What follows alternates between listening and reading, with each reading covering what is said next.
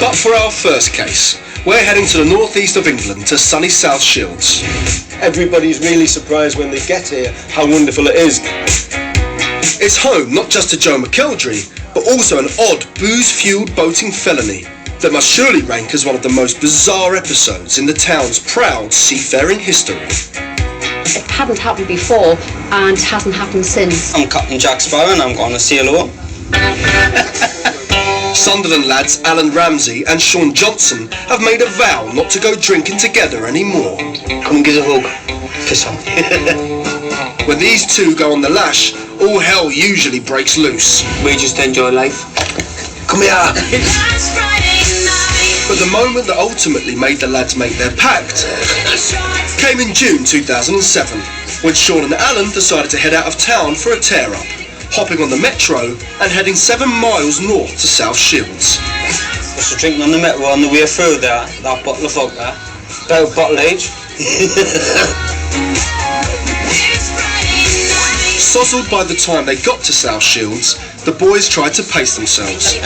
More beer, more beer, more beer. By about 3 o'clock with some smash. When I come in, they were in, and they must have had a canny drink all day, because it was a canny day, you know, it was a nice weather, you know, and like they were canny on mortal, like, I mean mortal. It was just non-stop all day. Staggered out here, man. Mortal. After an entire day of drinking, it was time to head home. But there was one small problem.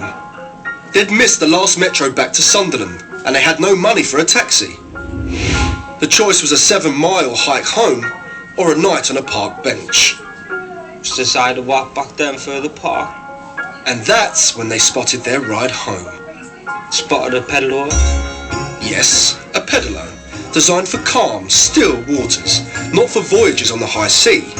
But that didn't stop these drunken sailors hatching a plan to drag it over a main road to the beach before launching themselves out into the chilly, treacherous North Sea.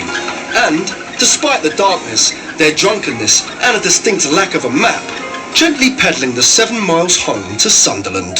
It's a long, long way to go on pedalo. You know, as normal people do, if you miss the train, you just pinch a pedalo.